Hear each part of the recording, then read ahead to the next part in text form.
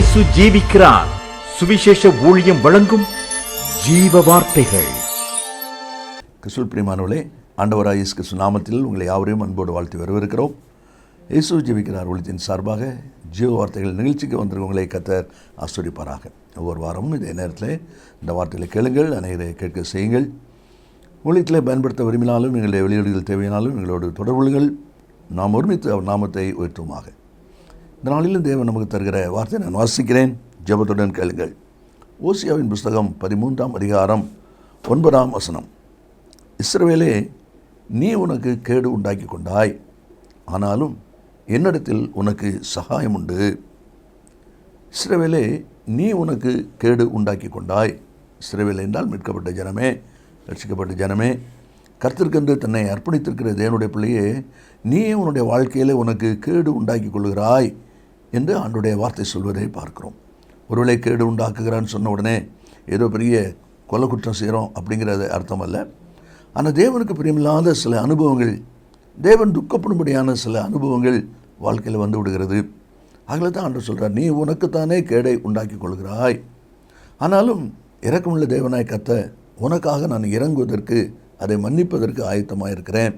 ஆனால் நீ என்னிடத்தில் வர வேண்டுமே என்பது தான் ஆண்டவர் இந்த நாளிலே நமக்கு முன்பாக வைக்கிறதான வார்த்தை. இஸ்ரவேலே, நீ உனக்கு கேடு உண்டாக்கி கொண்டாய் என்று சொல்லி அந்த வார்த்தை இருக்கிறது. யாக்கோபு தன்னுடைய நிருபத்தில் எழுதும்போது 3ஆவது அதிகாரம் 2ஆவது வசனத்திலே நாம் அநேக விஷயங்களில் தவறுகிறோம் என்று எழுதுகிறார். நாம் அநேக விஷயங்களில் தவறுகிறோம். தெரிந்து தவறு செய்கிறவர்களும் உண்டு, தெரியாமல் எதேச்சையாக தவறு செய்கிறவர்களும் உண்டு. ஆனாலும் வசனம் சொல்கிறது, நாம் அநேக விஷயங்களில் தவறுகிறோம்.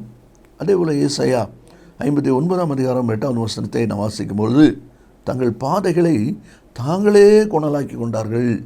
பாருங்கள், தங்கள் பாதைகளை தாங்களே கொணலாக்கி கொண்டார்கள். தாங்களே தங்களுக்கு ஒரு வேதனையை, தங்களுக்கு ஒரு கஷ்டத்தை, தங்களுக்கு ஒரு மன அழுத்தத்தை உண்டாக்கி கொள்ளுகிறார்கள் என்று சொல்லி தீர்க்கதரிசி சவிதமாய் சொல்வதை நாம் அதில் பார்க்குறோம்.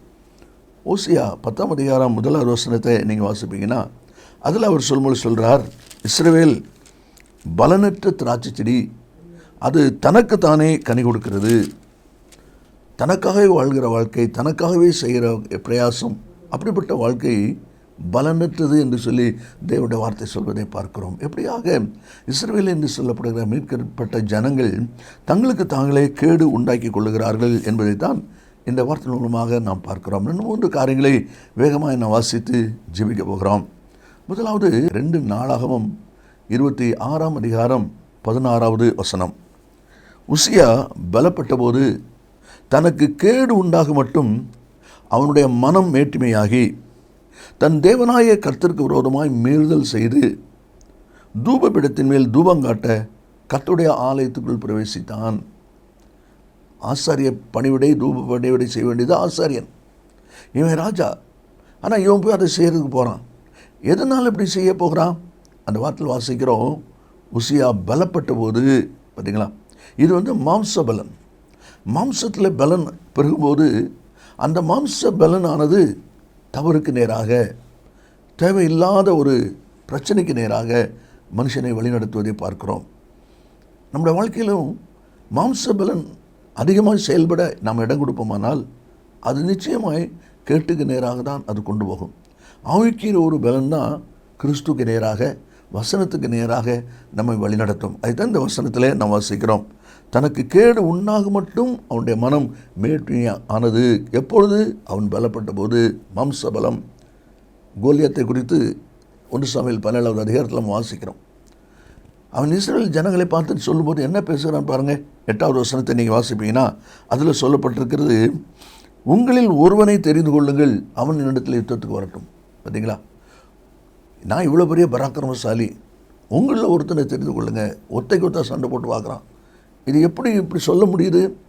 அவனுக்கு தனக்கு இருக்கிற பலமும் தன் ஆயுதத்தினுடைய ஒரு பலமும் அவ்வளோ பெருசாக தெரிகிறதுனால, மாம்ச பலத்தை நம்பி அவன் இருக்கிறதுனால அவன் சவாலான அந்த வார்த்தை பேசுகிறதை நாம் அங்கே பார்க்குறோம். உங்களில் ஒருத்தனை தெரிந்து கொள்ள, அவன் என் கூட வரட்டும். பார்த்தீங்களா, இதுதான் அந்த மாம்ச பலம். அதே போல் 2 நாளாகமும் 25ஆம் அதிகாரம் 17ஆவது வசனத்தை நீங்கள் வாசிப்பீங்கன்னா அமத்சியா ராஜா சொல்லுகிற ஒரு வார்த்தையில் இருக்கிறது, நம்முடைய சாமர்த்தியத்தை பார்ப்போம் வா. நம்முடைய சாமர்த்தியத்தை பார்ப்போம். வா, எனக்கு பலன் இருக்குது, திறமை இருக்குது, எனக்கு படபலம் இருக்குது, வா நம்ம பார்க்கலாம், மோதி பார்க்கலாம். அப்போ இப்படிப்பட்ட வார்த்தை, இப்படிப்பட்ட செயல் எல்லாமே மாம்சத்தை சார்ந்தது. அதான் அந்த வசனத்தில் வாசிக்கிறான், அவன் பலப்பட்ட போது. ஆவிக்குரிய பிள்ளைகளாகிய இஸ்ரவேல் ஒருபோதும் மாம்சத்துக்குரியதை சார்ந்து செயல்படவே கூடாது. அப்படி மாம்சத்தை சார்ந்து செயல்படுகிற பட்சத்தில் நிச்சயமாக கர்த்தருக்கு வேதனை உண்டாக்குகிற ஒரு வழியாக மட்டுமல்ல, தனக்குத்தானே கேடு உண்டாக்கி கொள்கிற ஒரு நிலை ஏற்படும் என்பதை தான் ஆண்டவர் சொல்லுகிறதை நாம் அதில் பார்க்கிறோம். அதே போல் 2 சாமுவேல் 6ஆம் அதிகாரம் 16ஆம் வசனத்தில் கடைசியில் சொல்லப்பட்டிருக்கிறது, மீகாள் தன் இருதயத்தில் தாவீதை அவமதித்தாள். மீகாள் தன் இருதயத்திலே தாவீதை அவமதித்தாள். இதனுடைய விளைவு என்ன? அந்த அதிகாரத்தின் கடைசியில் சொல்லப்பட்டிருக்கிறது,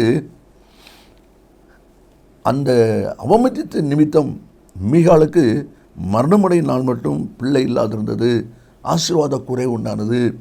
இந்த ஆசீர்வாத குறைவை அவள் பெற்றுக்கொள்வதற்கு காரணம் என்ன? தனக்குத்தானே கேடு உண்டாக்கி கொள்ள காரணம் என்ன? இருதயத்தில் அவமதிக்கிறது. அருமையானவர்களே, இஸ்ரவேலே, நீ உனக்கு கேடு உண்டாக்கி கொண்டாய் என்பது, கேடு உண்டாக்குகிற அனுபவம் என்பது முதல்ல நம்ம வாசிக்கிறோம் மாம்ச பலன்.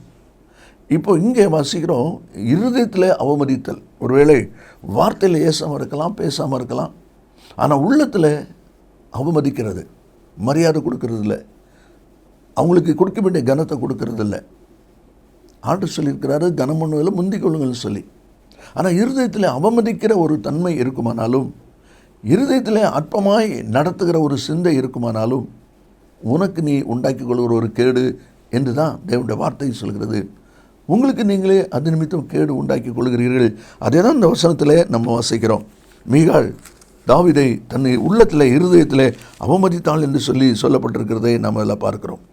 எரேமியா புத்தகம் 11ஆவது அதிகாரம் 20ஆம் வசனத்தை நான் வாசிக்கும்போது அங்கே சொல்லுகிறார், இருதயத்தை சோதித்து அறிகிற நீதியுள்ள நியாயாதிபதியே. நம்முடைய ஆண்டவர் யார்? இருதயத்தை சோதித்து அறிகிற நீதியுள்ள நியாயாதிபதி. அப்போ நீங்கள் உங்கள் உள்ளத்தில் நீங்கள் நினச்சாலே, உள்ளத்தில் நீங்கள் யோசித்தாலே அது கற்றுக்கு தெரியும். காரணம், நீதிமொழியில் ஒரு அருமையான வசனம் இருக்கிறது.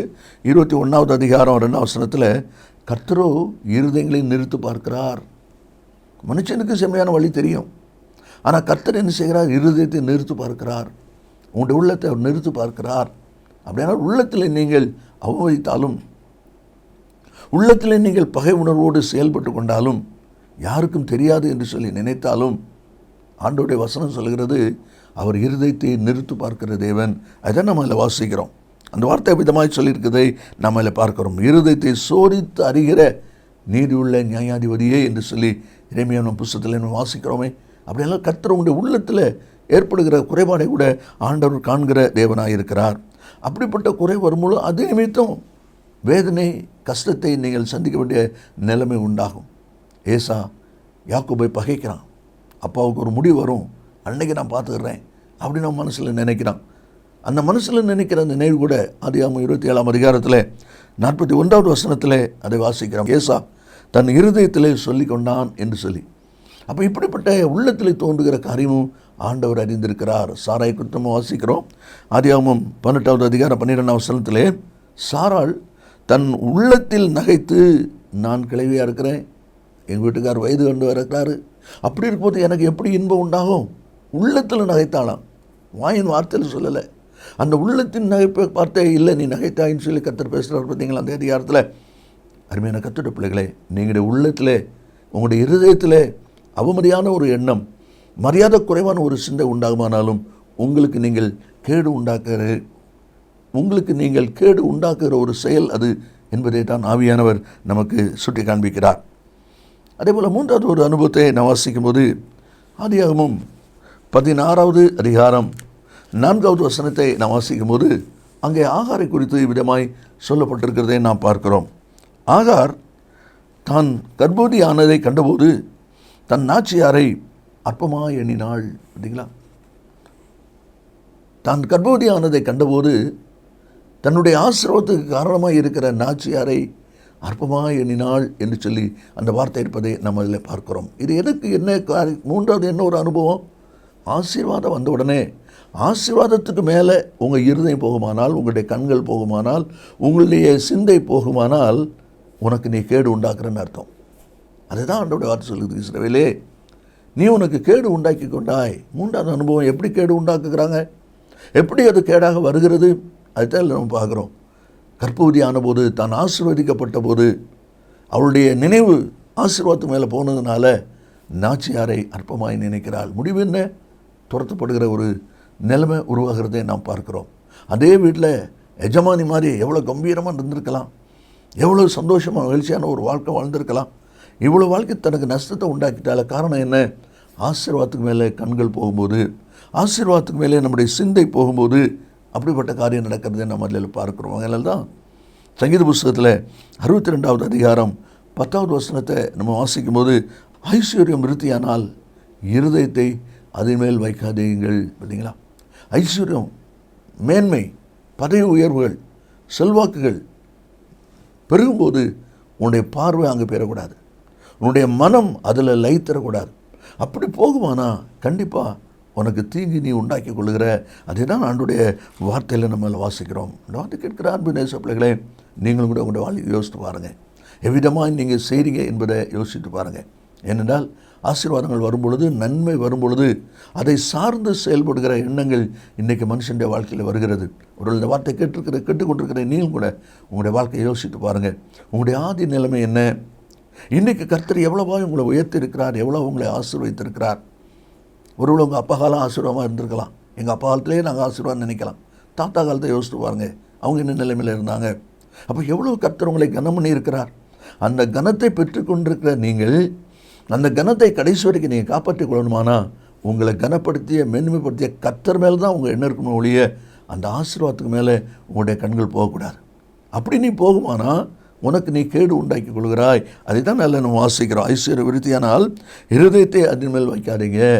ஆதியாகமம் 13 அதிகாரத்தில் ஆபிரகாமுடைய மந்தமைப்பு இருக்கும், லோத்தோட மந்தமைப்பு இருக்கும், வாக்குவாதம் வர காரணம் என்ன? ஆஸ்தி பெருகினதுனால. பார்த்தீங்களா? ஆஸ்தி பெருகின உடனே அவர்களுக்குள்ளே வாக்குவாதம் வருகிறதான அந்த நிலைமை ஏற்படுகிறதை நாம் அதில் பார்க்கிறோம். இந்த வார்த்தைகளுக்கு இருக்கிற அன்பு நேச பிள்ளைகளே, நீங்களும் உங்களுடைய வாழ்க்கையில சற்று யோசித்து பாருங்கள்.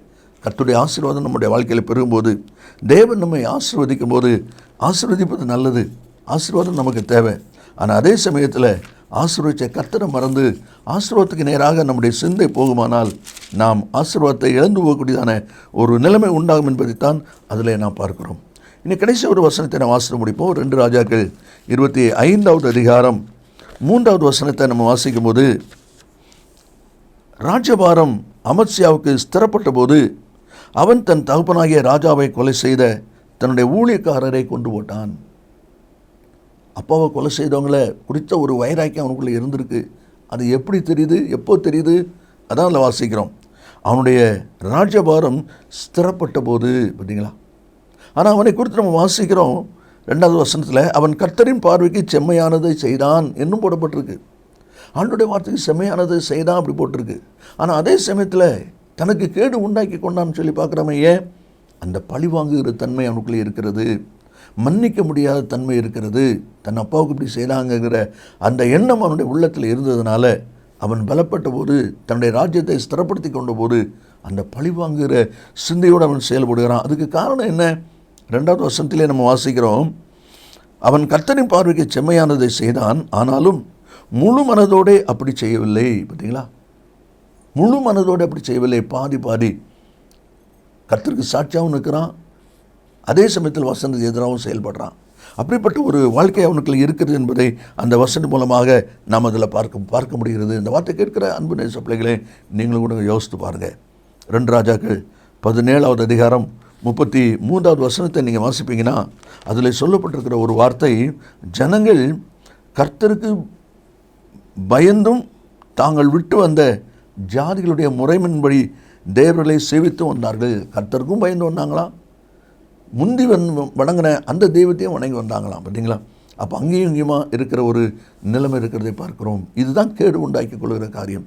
அப்போ ஆண்டவர் சொல்கிறாரு, இஸ்ரவேலே, நீ உனக்கு கேடு உண்டாக்கி கொண்டாய், ஆனால் என்னிடத்திலே உனக்கு சகாயம் இருக்கிறது. எப்படி கேடு உண்டாக்கி கொள்கிறோம்? மாம்சபலம் பெருக இடம் கொடுக்கும்போது அது வேதனைக்கு நேராக கொண்டு போகிறது. 2வது, இருதயத்தில் அவமதிக்கிற மரியாதை குறைவாய் நடத்துகிற சிந்தை உண்டு, ஆனாலும் அதையும் கர்த்தர் காண்கிறார். அதுலேயும் நமக்கு பிரச்சனை இருக்கிறது. மூன்றாவது, ஆசீர்வாதம் பெருகும்போது அதுக்கு நேராக உங்களுடைய சிந்தை போகுமானால் கர்ப்பவதியானதை கண்டபோது என்று சொல்லி அந்த வார்த்தை இருப்பதை நாம் பார்க்கிறோம். கடைசியாக அம்சே ராஜாவுக்குள்ள இருந்த அந்த பழிவாங்குகிற தன்மையானது அவன் ஸ்திரப்பட்ட போது அதை செயல்படுத்துகிறான். காரணம் முழு மனதோடு செய்யாததுனால. இந்த வார்த்தையில் கேட்கிற அன்பு நேச பிள்ளைகளே, நீங்கள் உங்களை யோசித்து பாருங்கள். கர்த்தர் சொல்கிறார், இஸ்ரவேலே, நீ உனக்கு கேடு உண்டாக்கி கொண்டாய், ஆனாலும் என்னிடத்தில் உனக்கு சகாயம் இருக்குது. அந்த சகாயத்தை கொடுக்க அவர் ஆயத்தம். அதை உணர்ந்து அறிக்கையில் நீங்கள் ஆயத்தமா? நாம் ஜெபிப்போம். இயேசு சீக்கிரம் வரப்போகிறார். நல்ல பிதாவே, நன்றியோடு துதிக்கிறோம். உடைய வார்த்தை ஆமென்றும் ஆமென்னு இருப்பதற்கு ஸ்தோத்திரம். இந்த வார்த்தையை கேட்டிருக்கிற ஒவ்வொரு பிள்ளைகளும் ஒரு விஷயத்தங்களை ஆராய்ந்து சிந்தித்து நன்மை சுதந்திரிக்க உதவி செய்யும். இயேசுவின் நாமத்தில் பிதாவே, ஆமேன் ஆமேன். கர்த்தர் ஆசீர்வதிப்பாராக. ஆமேன்.